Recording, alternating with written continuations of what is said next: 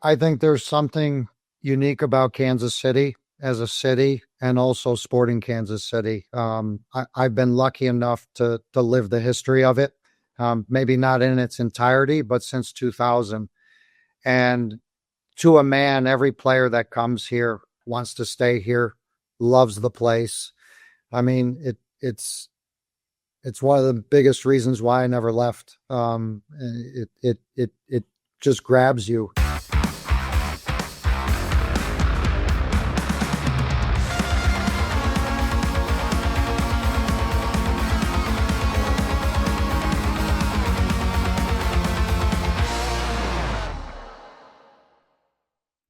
What is going on, everybody, and welcome back to another episode of No Other Pod. I'm Jimmy, along with my good buddy Daniel Kooser. Dan, what's going on, my friend? Well, welcome back there, you Disney Duke. You had a time in Disney World, didn't you? I did. I was down there. I had a work conference in Orlando, so I went down there. You didn't work. Believe me, I worked. You did? I worked. Yeah, I did. I had 2.5 days of work conference. Conferences aren't they just kind of like nap time? Like you just kind of pretend to listen? No, I actually learned some good stuff at this conference. I was actually this was a good one. I was glad that I was able to go. It was fun. But it's difficult to have to sit there when you're like, Magic Kingdom's tomorrow, baby. I got things to do. The cool thing was because the conference was actually on the convention center on Disney World property. Oh, yeah. So it was nice because I knew I'd go to the conference during the day, and then once it was done about 4:30 or so, I'm like, I can go do whatever I want now. So I had reservations at Ohana, the restaurant in the Polynesian, where I watched the fireworks that night. So I still felt like I was kind of in that kind of there Disney vibe, if you will. Fair enough. It was good. It was fun. I had myself a weekend, man. Went to Savannah Bananas on Friday. That looked fun. And then that was a good time. The Royals players came back. That was pretty cool to see them. Crazy. But then went to Sporting Game Saturday, had a great time, and Sunday, a little NXT event. You know what? Let's stop jacking around here. Everyone knows why they're here. They're like, hold on, you interviewed someone on this podcast? I see it in the title. Why are you guys just ignoring that? Yes, we did. It's our new best friend, Kerry Zavagnin. My goodness. I had the best time, dude. Just like talking to this man. I can't wait for you all to hear it. Like, what a blast. He's just a genuinely good dude, and we were so appreciative of him taking half an hour to talk to us and answer some questions. And you'll hear that here a little bit later in this episode. So it was a great time. I think I look forward most, though, and I realized at the time, I was like, I don't have any viral moments to ask of him. Like, I can't say like, hey, remember when you mouthed the words fuck off and it became an internet sensation? Or remember when you fell on the sidelines and it looked like a little slip and slide ride? Like, what a good time that was. Yeah, I didn't have anything. He'll get some. It's in good time. Everyone gets something. So until then, we just ask him why we can't score first. Why did I do that? You did do that, and I was like, "That's crazy. That was insane behavior." That was insane behavior. I was like, you know what? Let's get spicy, baby. We'll throw it to the Kerry interview here in just a little bit, but before we get into the New England game, real quick, I think we would all be remiss if we didn't just acknowledge that the Sporting Kansas City family lost Gadi Kinda this past week in a terrible tragedy. We had known he was dealing with some health issues. I'm not sure any of us realized how serious it was. There's been no official confirmation as to what ultimately was the medical issue he was dealing with, and that's none of our business. But just our thoughts go out to his family, his friends, anybody who knew him. It was very clear from seeing Daniel Shallowy and Eric Tommy talk that this impacted the team quite a bit. And there were some beautiful tributes that they had, both as the players, as a club, as a fan base at the game on Saturday. So I didn't know, like, you read that stuff at home, you feel it. Like, you don't know the person like personally. So like, you might not be like as weepy as like people close to him, right? Like there's just levels of grief, just how it is. But when I got to the stadium, and when our buddy, announcer, stadium announcer, was choked up while saying what happened, I was like, oh shit! Like now I'm sad. Like it kind of hit me. And then when Daniel scores and pulls up his jersey, I was like, oh yeah, I am sad. This is crazy, man.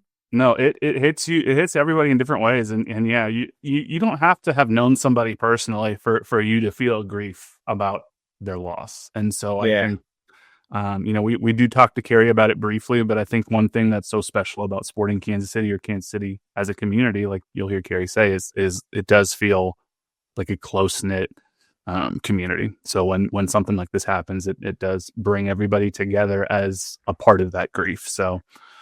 Just wanted to mention that off the top. Like we said, our thoughts are with those who knew him and his family and the club and everybody around there. So I don't want to be sad anymore. I hate this. there we go. Yeah. So we'll shift to the game now, I guess. Well, dude, hold on.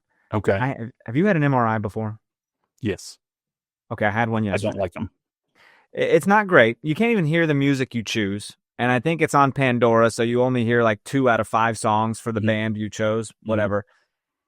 And you'll be vibing. I just want to vibe. It's crazy. And then just you're now in this massive computer. And I wish I hadn't seen Final Destination last week, where an MRI literally kills a man. Yeah. So that sucked. But and then here's the worst. Buddy, the only other MRI I had, you put on a gown, you strip down, all metals off your body. She tells me to take my jacket and watch off, and I get in there with my clothes. And I said, hold on. I said, I don't know if you're new here. I have zippers. I don't know if it's first day, but I have zippers on my pockets to these track pants I'm wearing. She goes, you'll be fine. I said, how long have you worked here? Like, I am not comfortable with this because every sign around the place says to take off all your metal. And I'm like, there's zippers on the ankle of these things, and there's zippers on the pocket. What is going to happen to me? Yeah. So I said, I also have implants in my hips. I also have metal hips. She goes, nah. I'm like, what do you mean? Don't just shun me. That's what I was going to ask, is how does MRIs work when you have metal implants? Because apparently science is crazy now, and it's just fine. But I'm also like, okay, I have stitches currently in my abdomen. It looks like I've been stabbed. I don't know. I'm going to tell people I was stabbed, though. It's going to be a whole thing. Yeah. But anyways, I got in it with metal on my pants, and the whole time all I could think of was that. And also, yes. And also when I saw like, oh my God, what's The Grudge? Is that a movie series? That is a movie, yeah. So he's in an MRI and he looks down and a freaking monster crawls up to him. So I was like, don't look at your feet. Don't look, because that monster's coming. You don't look, they can't get you. Yeah. Okay, sorry, side tangents. That was my Sunday. Who knew they did MRIs on Sundays anyways? It's crazy. I don't know. On the Lord's Day of all days. Couldn't believe it. Let's talk about this game. We knew that New England has some very talented players. Carlos Hill, we saw him on full display. Lineup for Sporting about what we have come to expect at this point. But it started off in the 14th minute, I believe it was 13th, 14th minute, where New England got a goal. They got behind the line, across the face of goal, 1-0. What's the vibe in the stadium when New England takes a 1-0 lead early? Well, it's sad. We're just like, here we go again. Like, this just sucks, bro. And you don't feel like, you're like, okay, do we stop this water spill at 1-0, or are we going to give up 2 like we have been doing in the past? And it deflates you, dude, because you're up and it's a beautiful night, man. The rain held off. Rain was in the forecast all week. So you're like, great, wear your windbreakers and stuff. And it wasn't bad at all. Had a great time. So this was definitely deflating. My dog has become very angry that New England has scored a goal. So very angry back there. You know what? You want to bark? You can go out in the rain. You just go sit out there. That's probably what she's angry about, is it's starting to rain. She can't be sitting outside here. So she's like, I will poop in your room now. That's what I'm going to do. I'd have to kick her up here in a second. That'll never work, dude. You need me to just lead this podcast from here on out? You need me to just take it? You take the second goal. I'm going to kick her out. Just a second. I've done a solo pod before. Who the hell cares, right? Dude. Yeah, there goes Jimmy right now, just taking his dog out. We've had to overcome deficits, right? We've had to overcome this thing before. So you're like, okay, we can do it again. So when they scored this second goal, man, I still wasn't out when we went down 2 goals. I was like, it just takes 1 goal to get us back in this thing. There's still opportunity. Yeah. Second goal, it's a bummer because it was technically an own goal, the way it counted. It was like you mentioned when we were talking to Kerry, it's a similar goal to the first one across. Second goal was an own goal off Jacob Bartlett, right? It was technically qualified as an own goal because he got just an ever so slight touch to it. Yeah. But, I mean, it was from the left side. It was across the face of goal, behind the line. I mean, it would have been a goal if Jacob didn't get a touch to it anyway. So It's unfortunate. But we got some substitutes at halftime, man. And I saw them warming up out there. You always know what the subs are going to be because you see them warming up during halftime. They're not in the locker room with the guys. Right. It was Kyrie Shelton, Eric Tommy, Logan Ndembe. And I started wondering, man, I don't know, dude. Daniel Shallowy's playing pretty well. Are you really going to bring on Eric Tommy for Daniel Shallowy? And they didn't. They didn't at all. Brought him on for Shoppy, right? Yes, I believe so. It's a good thing Shallowy stayed on because, 6 minutes after the second half started, Daniel Shallowy was there for cleanup duty. He was able to just be in the right place at the right time after Eric Tommy fired a laser that just sort of knuckled, and Shallowy there, cleanup duty, taps it in. Suddenly you pull one back in the 53rd minute, and this is a game. Now it's a game, dude. Everyone knows, and when it's 2-0, if another goal happens, that team that scores it has a really good chance at tying or winning this game. You know what I mean? Like if they would have gone up 3-0, I would have been like, shit, it's time to get out of here. But then again, why? Why would I be like shit? Because we have come back from a 3-goal deficit before. Mm-hmm. It wouldn't have even been a problem. Yeah. But damn, now the momentum, it is swerved over to us. Totally. We're feeling good. Mm-hmm. And guess what happens? Guess what happens really soon? Penalty kick, bro. We get a penalty, and Dayon steps up, blow out the finger guns. Oh, it's so good to have somebody who you can confidently trust to take penalty kicks, because this was not something that Sporting Kansas City could do for a long time. I was still kind of nervous because I don't really know him. Like he is new, Right. So, but how cool he looks, and then blowing out the guns. I'm like, this guy, maybe he's a fan of Westerns. I don't know. I'm excited every time he scores, though. He likes going down the middle, which I don't know if he's going to keep doing that until it gets blocked. But I mean, he's done it down the middle a couple times. He's done that Panenka where it was just nasty, where he just lobbed it right through down the middle of the goal. He's pretty good at those. So that's his 7th goal on the season. I'm saying, dude's a scorer. I know there's been some penalties in there, of course, but hey, I don't really care if we have to score to compete in games because of penalty kicks. I do not care. Stop fouling us. Stop fouling us in the box. Again, it was Dayon who drew the penalty in the box because, again, he was right place at right time. And that's one of the things that I like so much about that goal or that penalty. And what Daniel Shallowy was doing is players aren't taking shots or watching their teammates take shots and then just standing there. They're following. I mean, it's like you're taught when you're playing basketball, when you're like 7 years old, they're always like, follow your shot, get the rebound. Of course. It's the same thing. It's a simple thing, but crash the net because you never know what's going to happen, especially if there's a knuckler like that shot that Eric Tommy took. Oh, yeah. And to see both Daniel and Dayon doing it shows a level of effort and commitment that wasn't always there in the past couple seasons. Dude, the way Daniel scored his goal, they're both very similar situations, right? Before Daniel scored his goal, this was just kind of a hilarious moment with my wife and me. I had put my hand on her leg, and Daniel scores, and I go, let it be known that the moment my hand went on your leg, we scored. So I'm just going to keep this here for a second. And then the penalty happened. I was like, I am not moving this hand. Yep. And we scored a 3rd goal, like very shortly after the penalty, man. 61 minutes in, right? Yep. Yeah. It was all within like a 12-minute period or 10-minute period. The way that goal happened, oh my God, Basong picks this ball off just like a banshee, dude, bat out of hell. I watch right on our side of the field.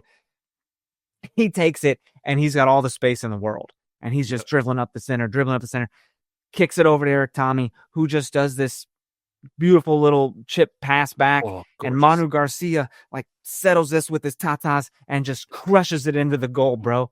It was so dope. I was losing my mind, and I was like, I'm never removing my hand from your leg. I mean, this was one of those goals where you're like, when this team goes and you see them fire on all cylinders, they have quality. There's potential there, dude, with this team. And Basong picked that off and just went. Like, he didn't stop to be like, who do I pass to? He just scorched down the field. Now, Manu's goal, I do think, was technically deflected off of a New England player, but I'm not convinced that wasn't going to be a goal anyway. The way he fired that on, it was on target. It just, again, good things happen when you have talented players who are putting the ball in dangerous situations, and that's exactly what happened. Yeah.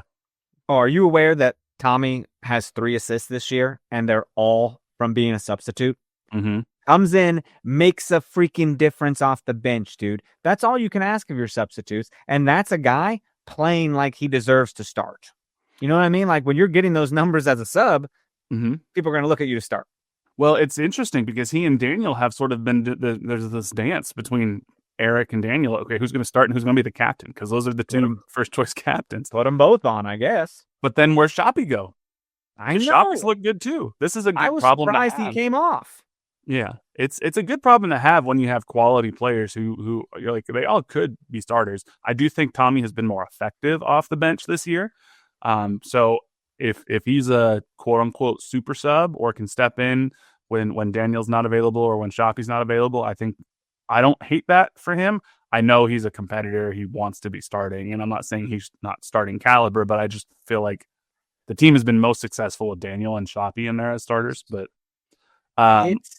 it's insane that this was the second time this year that we've scored 3 goals in 8 or fewer minutes, right? Yeah. That's insane to me. It shows that there is quality here. There is urgency to score, to win. Like it's there, dude. Yeah. They just got to find it and fine tune it and make it so. Yeah. It is a bummer that in the 84th minute they did ultimately end up giving up the equalizer. Again, this time it was down the right side, but a pretty similar goal again, down the flank, across the face of goal. They just get behind the back line. So, that's something to pay attention to. This, I will say, this is different than how Sporting have given up goals really up until this point of the season. There haven't been a lot of transitional run of play goals. It's been a lot more set piece goals, corner goals. So this is a little different. You can take that as a good thing or a bad thing. Maybe this is a New England specific problem or. And I kind of mentioned that to Kerry. Like we were losing games in the same way, and then those problems got fixed, and now here's a new problem, kind of, right? Yeah. So we'll see what happens. Ultimately, it's a hell of a game from just an environment standpoint. A lot of emotion, obviously, with the Gadi Kinda news, but nobody could sit there and say that game wasn't entertaining. Yeah. That's for sure, because it sure as hell was. You want 3 points at home always. New England's not fantastic. They're not even in a playoff position. They do have quality. They do have a better point per game situation than we got going on, but we got to start getting after it, man, because May's about over. We need to start having the summer of our lives. Yeah. Big game with Houston coming up on the road here this week, right? Because Houston's 4 points ahead of Sporting and historically tough place for Sporting to play at times, but they can certainly beat this Houston team. So 100%. Let's kick it to our interview with Kerry Zavagnin after the break. We'll be right back. Looking for tickets for your next event? Tickets for Less is your #1 source. Save big on every purchase when you use promo code KCSN at ticketsforless.com. Success in real estate takes more than vision. It takes the right financial partner. When someone takes something rundown and turns it into something great, that's called a comeback story, like Brain Group. They take distressed properties here in KC, completely rework them, and then turn them into valuable real estate. But that kind of work needs the right bank behind it. Enter Emprise Bank. They're not about cookie-cutter loans. They saw Brain Group's vision, backed them, and now they're making big moves in Kansas City real estate. Talk about your partner in possible. Emprise doesn't do one-size-fits-all financing. They invest in potential and back growth. Visit emprisebank.com/KC to learn more. Emprise Bank, member FDIC, equal housing lender. Folks, it's playoff time, and if you're still just watching games, then you're missing out. With Pick 6 from DraftKings, you can turn your hoops knowledge into real cash. Just make your picks, track your score, and if you hit all 6, you're looking at bigger payouts than Prize Picks Flex Plays. Nobody's dropping better payouts than Pick 6. Hit 6 picks, and that's 25 times your cash. And if you beat your competition, you could be looking at a 500 times bag in your pocket. And right now, new customers can get $50 in bonus picks with just a $5 entry. Here's what you got to do. The playoffs are on, so why not take a shot at making a little money while you're watching? Download the DraftKings Pick 6 app right now and use code KCSN. That's code KCSN to play $5 and get $50 in bonus picks.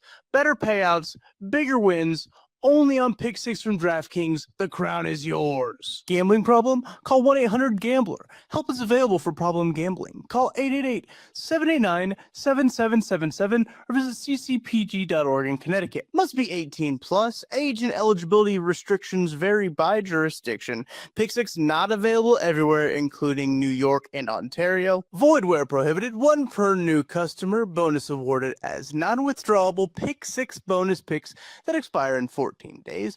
Limited time offer. Terms at pick6.draftkings.com/promos. All right, y'all. Welcome back. We are so thrilled to be joined by Sporting Kansas City interim head coach, Kerry Zavagnin. Kerry, thank you so much for taking some time to talk to us today. We really appreciate it. No, it's a pleasure. Great to be with you guys. Well, we would be remiss if we didn't start off asking you. It's been 9 or 10 games now that you've been officially in charge of Sporting Kansas City. What's it been like these first 9, 10 games adjusting to your new responsibilities as the interim manager? Yeah, it's been a tremendous opportunity and a privilege to have this moment, a moment that over the course of the last 26 years in Kansas City, I was personally hoping for. You never always get what you want, but to have the opportunity to coach this team for however long as it is has been just tremendous. It's been a great feeling. I've been preparing for this for a long time, and so it's been great. I mean, the club has been incredibly supportive. The players, the staff, the ownership group, the fans, everybody. And so we're embarking in a new era here, as everyone knows. And so I look at it as a great opportunity. Kerry, we approach this podcast. We do it kind of from like a fan's perspective, and it's been really fun to see you take over the club like this. Because all we've ever known for so long is Peter Vermees, and there was like this shock factor when he was gone. And it's like, what's it going to look like? Is Kerry just going to do Peter style, or does he have his own stuff? And we've seen a lot of your own stuff, and it's been a lot of fun. But you've worked and played with Peter for so many years, and a friend, a mentor. What were the emotions like taking over this position, and how did taking over for someone you've known for decades? Yeah, I think, even prior to Peter, I got my first coaching license when I was 23, right? So it wasn't like I just kind of fell into the role of being a coach in Kansas City post-career. It was a profession that I've always wanted to be involved in, and I knew when I was done playing that would be part of my next phase of my career. In terms of Peter, and our story is pretty interesting in how we both arrived in Kansas City together. I don't know how many people know that I was drafted by the Colorado Rapids in 1997. He was with the New York, New Jersey Metro Stars. And not a day later, Peter was traded to Colorado and I was traded to New York. We were traded for each other, and without knowing each other, our lives had changed. And so to arrive in 2000 together, almost on the first night of preseason, to be roommates because we both came in late to preseason. I suppose there was a bit of fate that led us together and started the journey in 2000. And of course, the history would say that we won the MLS Cup in 2000, and there was a common bond. I think that we had built along the way, both first as players, and then as coaches. And the one thing about, taking over for him, on one hand, you say, well, you were in the room where it happened, for so many years, and so many of those years was fantastic. Wouldn't it just be the same? Don't you just pick off where the next guy, left off? And it couldn't be further from the truth, both in our personalities, how we address certain things strategically. But that doesn't mean that we didn't exist in an outstanding way, because just like any partnership or marriage, no two people are exactly alike. And those are the ones that make the most, have the most success. And so I think philosophically, what we've always wanted for the club has been completely aligned. I think philosophically, a lot of the things that we think about the game are aligned, but the execution, the application, the translation of that, both internally with the culture and on the field with the playing style, I think can be seen relatively quickly. It has been difficult. To be long-winded and answer your direct question, the first week of that leading up to the St. Louis game was difficult. It was emotionally difficult, not just for me, but for the club. And to compartmentalize those feelings for a friend and a mentor that had just left the club, I would say was not easy, but it's something you have to do. We move on, and change is part of everybody's life. It's something we can't escape. And the best you can do is move on with optimism and hope. You've mentioned obviously having to compartmentalize and move on, but you have your own distinct style. You've been preparing for this for decades, even before your time here with Kansas City. Now that you're in this head coaching role, what would you say has been the biggest challenge or the most surprising aspect of this level of responsibility as a head coach? Yeah, I feel like this question has been asked a little bit, and it starts with challenges, and I tend to look at it from a completely different viewpoint. It's incredible opportunities from the on-field product. My ideas about the game and the strategies around the game, they've been evolving over years. And so that ability to just go on day one and execute an idea that I had in my head, I wouldn't say was easy. It was more instinctive, just based on the years of preparation. So I've been around it for so long that wasn't a difficult challenge. But what I've been incredibly impressed with is the way that the players and the staff and everybody within the club were able to take this idea and actually apply it. And it doesn't come without flaws. It doesn't come and say in 1 week or 4 weeks, we're going to be this finished product. But I think that's what I've been incredibly satisfied with, is that there's this idea that we're trying to implement, and the speed in which we're moving along with it has been incredibly satisfying. The other aspect that I didn't quite fully understand is the impact off the field, within the culture and the locker room and the players themselves, because before you can implement any strategy or style or tactics or new ideas, you have to develop buy-in, right? And I believe it was the Pat Summitt, the women's tennis coach at Tennessee. She said, people don't care what you know until they know how much you care. And I truly feel that and believe that. And I think one of the benefits that I've had is I don't have to do the players' contracts. I don't have to speak with their agents. They're my guys, and I'm in the locker room with them. And I think that's probably, hopefully, been felt by them. And when you have that and you care as much as I do about them, it's easier to implement your ideas on the field. That's a perfect segue into a handful of weeks ago. I was talking to Jansen Miller after the game, and he was speaking about how you've helped develop him even in these first 10 games. And he mentioned that in practice, when you see or after practice, you see something on film, you call him in. He said one of the things he appreciates most is Kerry doesn't ever go and just say, hey, look at everything you're doing wrong. He always says, hey, look at what you're doing well. Look at what you're improving. Now here's where we can do a little bit better. And it's like a compliment sandwich almost. And he said that really resonates with him individually, because he knows that you care and you are not only seeing the things that could be better, but the things that he's doing well.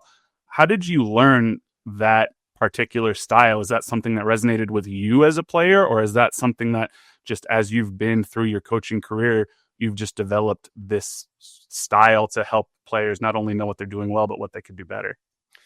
I think it's the latter. During my playing days, one of the, and call it a different generation. And I love that the previous generation always did it better than the new one, right? And we can go back in time and it's always that way. But in my time, there was more management and less coaching and teaching, despite the fact that I think Bob Gansler, the former Wizards coach, was a outstanding teacher as well of the game. I think I've picked it up along my time in being inquisitive about the game, right? And I'd come from the standpoint of wanting to know why, right? And understanding what we're doing, but more importantly, why we're doing it. And I think that translates to my teaching style or coaching style, is that as much as I want to give the players, the strategy and the tactics and the organizational aspects of it, I want them to understand why they're doing it. And when people understand their why, they're more inclined to apply it to the best of their ability. And so that's where I think that comes from. When you ask the question, I feel like I have to explain it piece by piece. At this point, I think it comes a little more instinctive to me in how I go about it. But nice by Jansen, but that's his own development. That's the player on the field. It's a player's game. I'm thankful for the compliment from him, but the work he puts in every day is the reason why he's becoming the player he is. Yeah, we've enjoyed watching Jansen develop so quickly this season, kind of forced to, I would think that it's not the coaching aspect is probably not the most challenging part of this, because you've been coaching, you've been there, you're aware of everything going on. What's it been like to be more doing this kind of stuff, like in front of the camera and having to talk and give these answers and stuff? How's that been? It's been fine. I usually lead from and maybe I'm a bit naive on it. I usually lead from being incredibly transparent. We have the injury report that comes out on the weekends, and I know our guys internally are saying, you want to list him as questionable, you want to list him as out. And I said, I would usually say he's out, and this player is questionable, and we're trying not to play any games in those aspects. So when you get in moments like this, you try to be as authentic and transparent as possible. And that's the way I've operated both internally and externally. Nice. On another side of things, how challenging was it to help some of those new signings like Manu, Shapi, Dayon? They come into the team, and then all of a sudden the coach who helped bring them into the team is just gone. Like, how does that conversation go?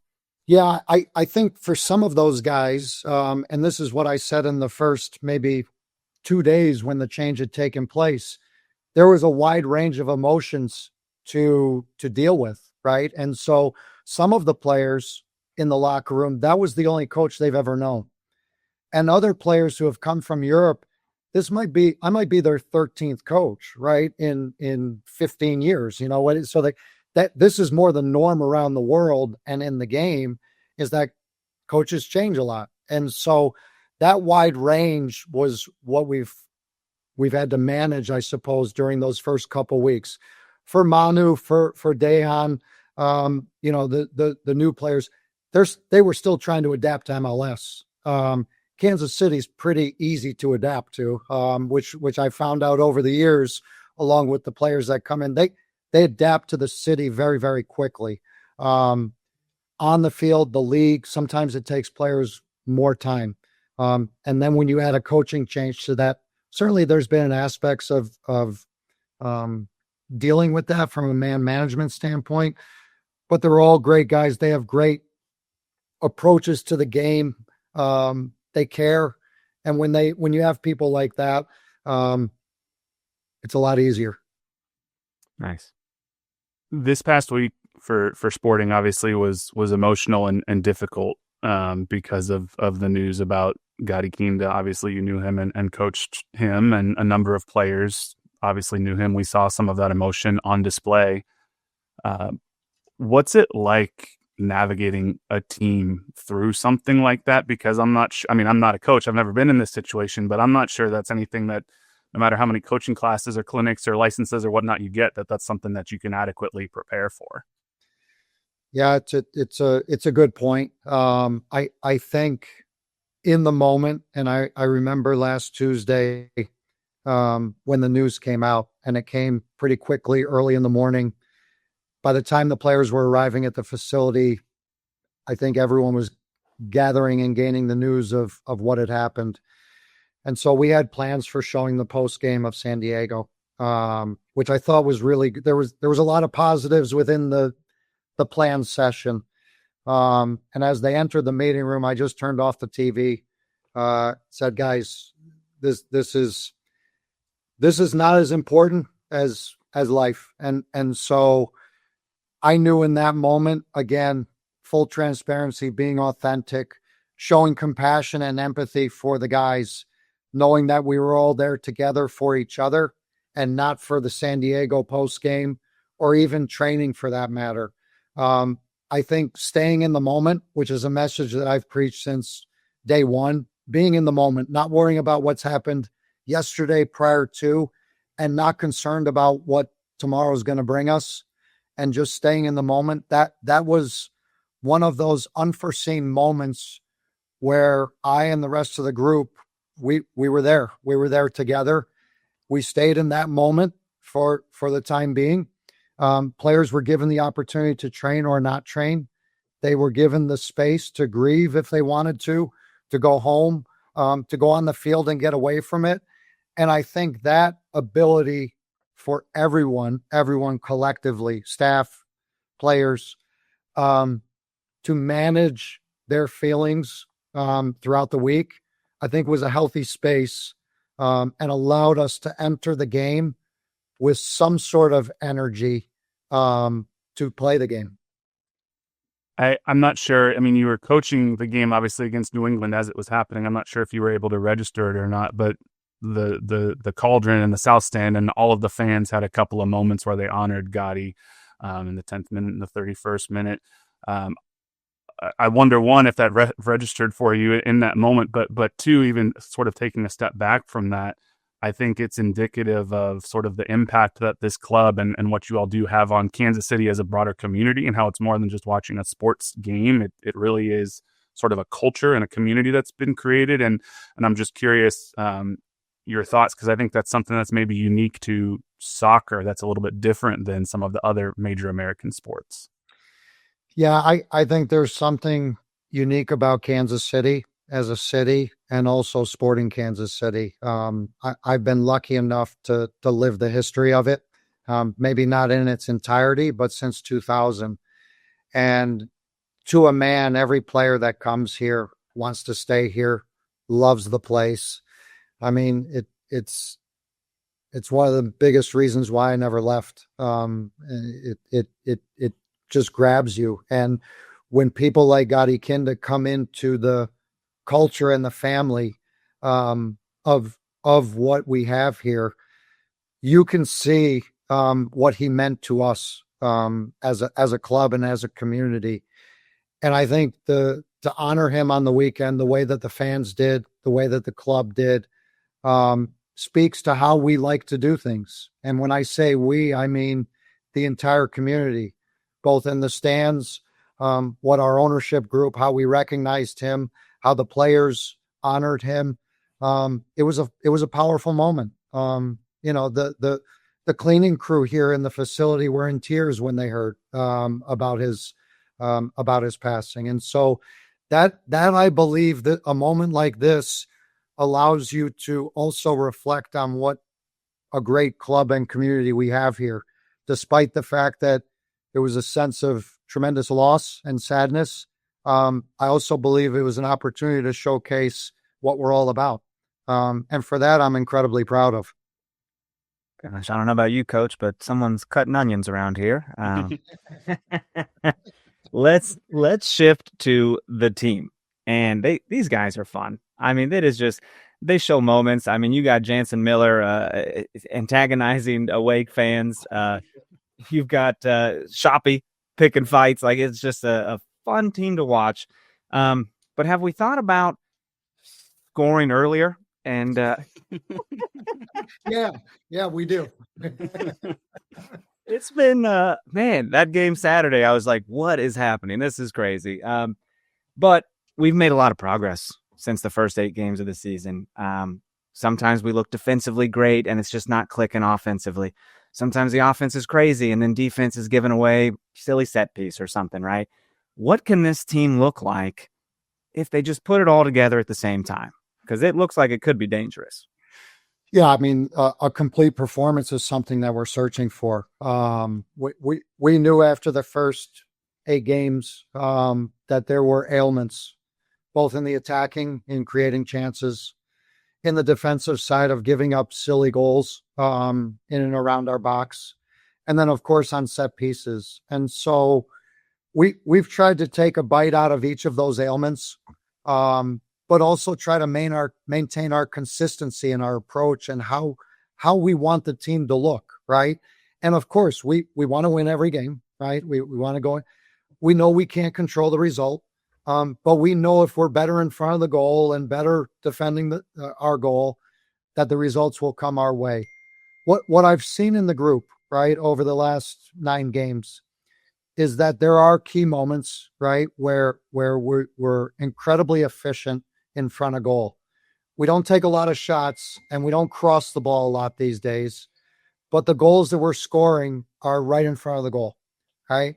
We've increased our goals scored. We've climbed 10 spots in the table in terms of goals scored. We're approaching almost the top half of the league in terms of goals scored. And so on the defensive side, we're improving there. And there are games, and we've gone on the road. We shut out a very powerful San Diego team. We've gotten a few shutouts. The LA game, which I don't think we'll ever see again. We didn't take a shot. We won the game. But those are all things to build on. And success and leading to where I think we all want to be is not this straight line that's going to go up.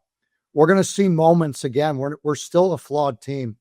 But what I want to get out of this team in the short term, one is individually, I want to maximize the potential of all the players. I would like to optimize everything that we have currently in the roster as a collective. And I believe there is even more than what we've seen in the group. From the attacking side, to give the opportunity within structure to have freedom and creativity and innovation. We're gonna have games where we're clicking. We're gonna have other games where we're not. In the last game in the second half, I'm sure with you as well, the hairs on my back and my neck were standing up after those 15 minutes because that's the feeling that we want again. And the players gave it to us. And so that is not a matter from a coaching perspective to control that. It's a matter of unleashing more of that. And yes, we do want to score earlier. It is our intention. We do want to be on the front foot.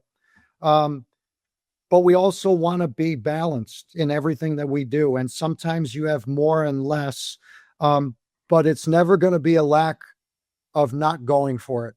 And we've done it this year. 3 times this year, we've come back from multi-goal deficits at halftime. And what I am most proud of is not the amount of goals or the shutouts. It's the way the guys show up every day and they apply themselves and they're bought in and they want to be great. And they want to do good for the club. And when you have that as a coach, man, you have momentum. And when you have momentum, you're going places. And I know we want to go places right now. And sometimes it takes a little bit of time, but as long as we keep progressing forward, that's all I can ask for. Hell yeah. And I know you mentioned building off like the good things and not really focusing on the bad things. But in a game like Saturday, when all 3 goals kind of looked very similar from New England, like, do you go into training next time and just start trying to replicate that situation and be like, we're going to defend this 100 times before we go home? Like, does that get like pinpointed at all? Or? Well, I think every team, presents different, problems. They have their strengths. And certainly with Carlos Gil as a number 10, as much as you want to say, just don't let him get the ball or don't let him make a final pass, there's just some things that you have to concede. Having said that, I would agree with you that the manner in which the goals were scored, I wouldn't say it's a cause of concern. It's something we work on weekly. And so it's not just a matter of the outcome of the goals. We have to be good in those moments consistently when the ball and the situations are the same. And so in weeks previous, I think John Pulskamp came up with a few big saves in big moments that were very similar to those that resulted in goals. And yet we still dealt with those issues. It was just publicly we didn't, or we didn't have to face the consequences. So it's a matter of coaching more on principles of what you want within the team and less on the outcomes, because sometimes the outcomes, you have to congratulate the opponent for an excellent play. You've talked before, at least briefly, about your use of analytics and how to integrate analytics into your coaching style and your strategy. How do you find that balance? Because there's so much data out there now you can gather on players, health, fitness, effort, XG, et cetera. How do you balance integrating analytics into your strategy and your feedback and your coaching style while also trusting what you're seeing and your feel for the game that you've developed over decades? Yeah, I think you lead with the first one. But I also believe you need certain KPIs to help manage and monitor where your trends are. The simple ones are, expected goals and expected goals, and vice versa, goals and expected goals against. And that helps you solidify whether you're improving in those areas, right? And as you said, you can really get lost in the analytics, especially the advanced analytics. And I wouldn't say we're weekly looking at those kinds of things. We're looking at more of, shots inside the box, second 6-yard box. 85% of goals, whether you're Sporting Kansas City, Manchester City, or Leicester City, it doesn't matter. 85% of goals are scored right in the 6-yard box and second 6-yard box. So it would be intelligent of us to be intentional about getting in those areas more. And it would benefit us to try to keep the opponents out of those areas more. And I think that's where we look week to week from an analytical standpoint. Are we accomplishing that? And when you look at a game like Cincinnati had 2 shots within that range that I'm talking about. One was a bicycle kick and the other one was a rebound. And you look at the defensive performance of that game, and if you look at it from the result, you would say, we gave up 2 goals. But the reality is that we defended extremely well in that game. And that's how I balance the analytics in terms of looking at what are we doing, why are we doing it, right? And what's our intention of what we want out of this. It had to get to a point where you're like, people need to stop doing bicycle kicks against us. It was getting out of hand. Well, I think there was a 4-week period where we were the victims, I'll say, of 3 goals of the week. And I would say maybe 1 goal of the year. The Portland goal as well was a goal of the week. And I believe, if I'm not mistaken, St. Louis had a goal of the week. The only goal of the week that we missed was Messi, right, in his game. So I suppose we were in good company. Yeah, it's not being victim of that is not something we want to continue. Correct. Well, we're winding down here, but I got one more question for you. We've talked briefly about Jansen, but look at some of the young players that are coming up on the squad, whether it be Jansen Miller, Jake Davis, Jacob Bartlett. Jansen and Jake Davis in particular, obviously Jake coming off his team MVP last year, to me, feel like the way they carry themselves, the way they talk in post-game and everything are 2 potential future captains, hopefully of Sporting Kansas City. They stick around here, but wherever their career takes them. What's it like for you having young players that are that not only that skilled, but that committed to growing, and how does it complement some of the more established talent that have been around for a while, like Daniel Shallowy or Eric Tommy or even Dion Manu Shapi? I think it's a good question, and I've again had the privilege to see a few generations come through here. And whether you want to call it the golden generation, right, of that Beasler, Zusi, Sinovic, Myers, Espinette, like we had this core group of guys that really formed the foundation of consistency, stability, and success. And I would say that over the last couple of years, we've been a little bit long in the tooth, right, with some of the balance in our roster. And I don't mean that from just the average age of the roster. I mean, most of the veterans were the only ones that were contributing. And we didn't have that balance in the middle or bottom of the roster. And when I say bottom, I mean age. And right now we have this immense change within the club, but also within the roster and the age of the players. And we have this new youth push and movement that from a coaching perspective is really exciting, because I think you point out really well that as much as they can run and they have energy and they have spirit, they also have a winning mentality and a determination to be great.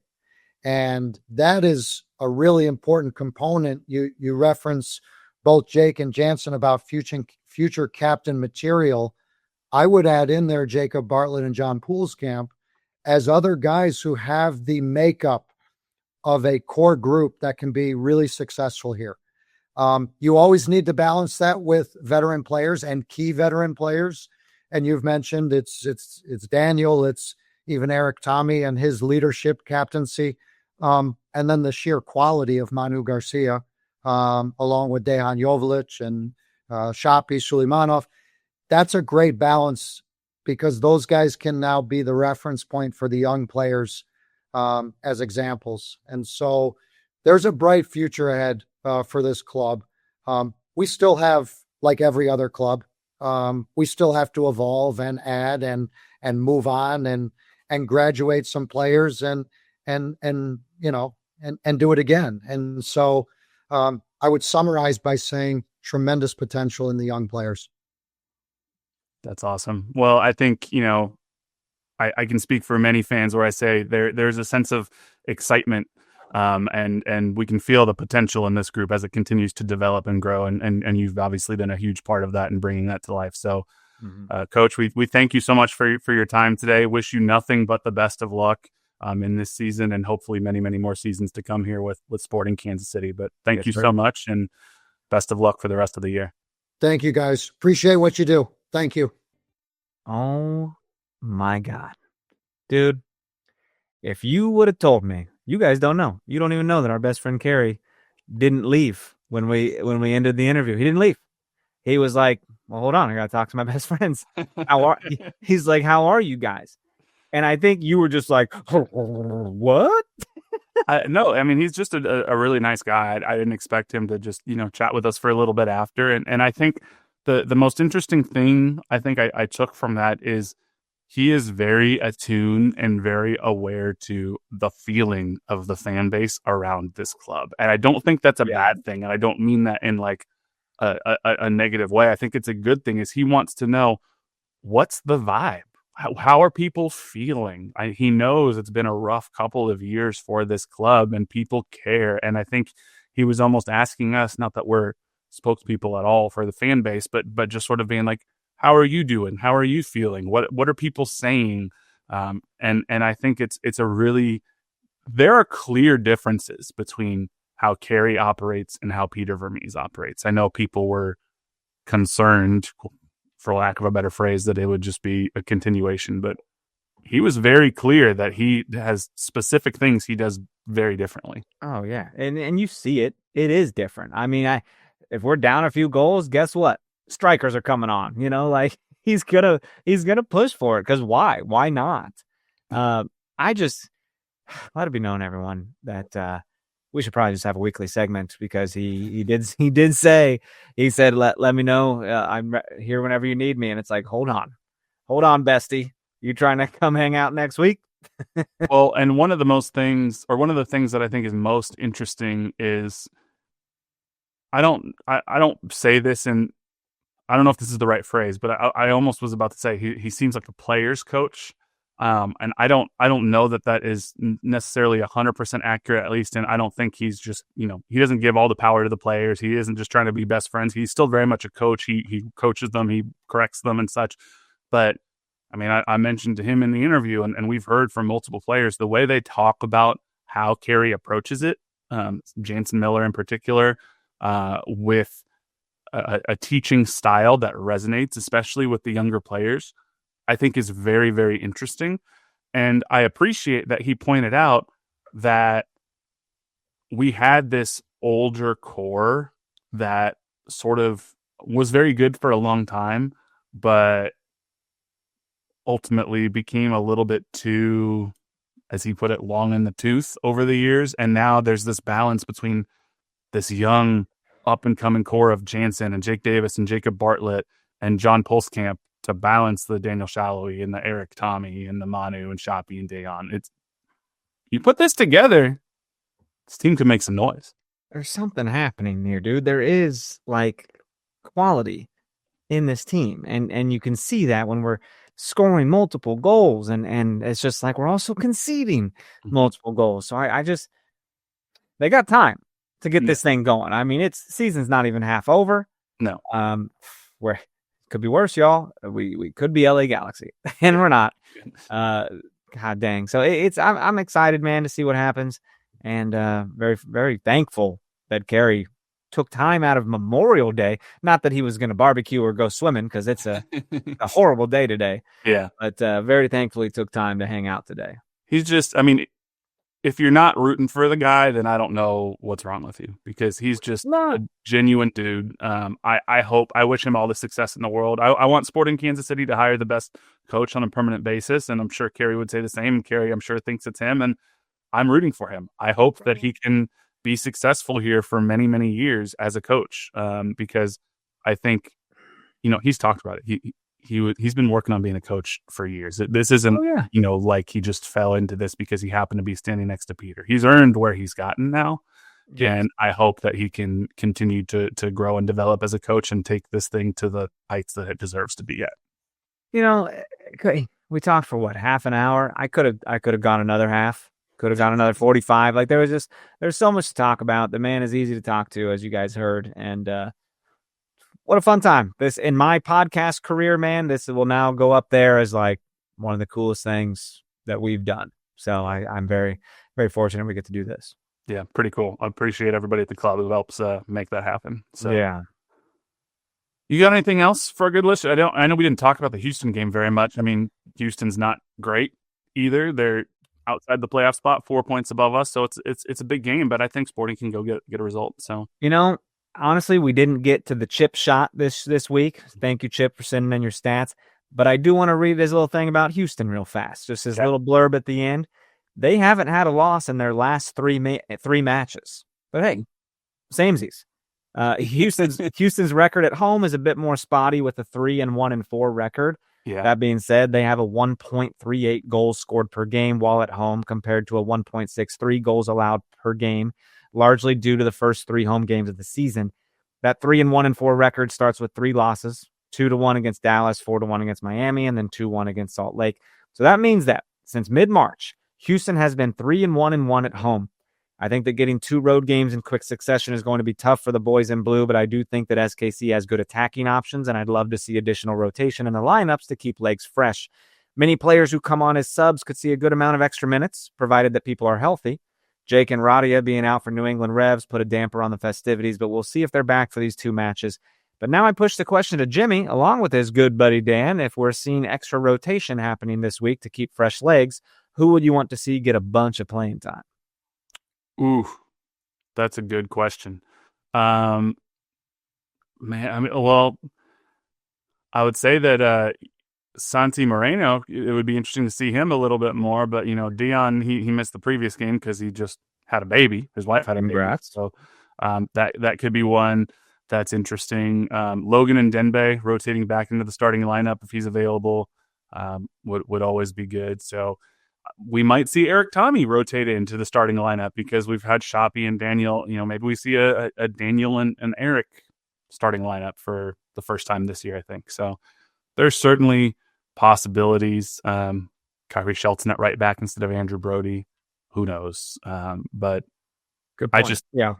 I'm excited that we're watching competitive Sporting Kansas City soccer. Is it perfect? No. Is it entertaining and fun? And is there more hope than there was at the start of the year? Yes. After this game, you get like an 8-day break. You don't have to go till the following Sunday to LAFC. So yeah, should be good, man. This Houston game is an opportunity. And I think Kerry has said that in past interviews, like every game is an opportunity for us to get better, for us to do this. And I hope we see some things, man. And so far, so good. We haven't seen any kind of regression. We're doing things the right way, just not getting results right now. Yeah. So we'll get there. Again, very grateful to Kerry Zavagnin for joining us. And thank you all so much for listening. Make sure you leave us that 5-star rating and review. Who else do you want us to talk to? Try to get on the podcast interview. Make sure you follow us on social at NoOtherPod, at Dan Kooser, at JCMac03. Send us an email, nootherpod@gmail.com, or check us out on YouTube, KCSN Soccer, or via the Kansas City Sports Network app. But until next time, he's Dan. I'm Jimmy. We'll catch y'all later. See ya. MRIs are scary, man.